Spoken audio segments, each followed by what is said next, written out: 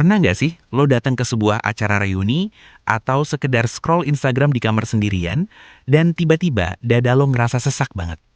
Lo lihat temen lo udah jadi manajer di perusahaan multinasional, temen yang lain baru aja posting foto rumah barunya yang mewah, ada juga yang lagi liburan keliling Eropa sama pasangannya. Sementara lo ngeliat diri lo sendiri dan ngerasa stuck di situ-situ aja tanpa kemajuan berarti. Dompet lo tipis, karir lo burem gak jelas arahnya, dan tampang lo ngerasa pas-pasan banget dibanding mereka. Detik itu juga ada suara jahat di kepala lo yang mulai berbisik kalimat racun. Lo itu gagal, lo nggak selevel sama mereka, dan lo nggak pantas ada di sini. Rasa minder itu perlahan menjalar kayak racun yang melumpuhkan seluruh saraf keberanian lo. Lo jadi takut ngomong, takut berkarya, takut tampil, dan akhirnya memilih buat sembunyi di pojokan ruangan biar nggak ada yang nyadari keberadaan lo. Tapi, gue mau kasih tahu satu rahasia besar yang sering disembunyikan dunia. Rasa minder itu adalah penipu ulung yang paling licik.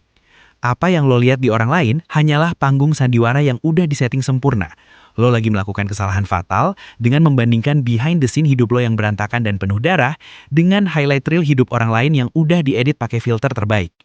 Lo harus paham bahwa rasa minder lo itu sebenarnya tidak valid karena didasarkan pada data yang salah. Mari kita bedah kenapa lo nggak boleh minder, apapun alasannya, entah itu fisik, ekonomi, atau status sosial. Dimulai dengan konsep The Iceberg Illusion atau ilusi gunung es. Pas lo lihat kesuksesan orang lain yang bikin lo silau, lo sebenarnya cuma lihat puncaknya doang yang muncul di atas air. Uang, jabatan, dan popularitas. Otak lo yang lagi insecure secara otomatis berasumsi kalau jalan hidup mereka itu mulus kayak jalan tol. Tapi, mata lo buta terhadap bongkahan es raksasa yang ada di bawah permukaan airnya. Lo nggak lihat ribuan kegagalan yang bikin mereka nangis darah, penolakan yang bikin mereka hampir nyerah, malam-malam panjang tanpa tidur dan depresi yang harus mereka lawan sendirian. Lo minder karena lo menganggap titik start lo beda sama mereka. Padahal faktanya, setiap pemenang yang lo kagumi dulunya adalah pemula yang bodoh tapi nggak mau nyerah. Kalau lo minder cuma karena lo masih di fase berjuang, lo sebenarnya lagi menghina proses lo sendiri yang berharga. Selain itu, lo perlu sadar bahwa setiap manusia di bumi ini punya time zone atau zona waktu masing-masing yang nggak bisa ditukar. Barack Obama pensiun dari Presiden Amerika di umur 55 tahun. Sementara, Donald Trump baru dilantik jadi presiden di umur 70 tahun.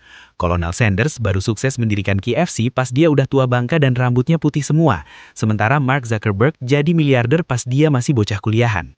Apakah Obama lebih hebat dari Trump atau Zuckerberg lebih hebat dari Sanders? Jawabannya enggak sama sekali. Mereka cuma mekar di musim yang berbeda sesuai takdir masing-masing. Lo nggak telat, lo nggak tertinggal, dan lo nggak gagal. Lo cuma ada di zona waktu lo sendiri yang unik.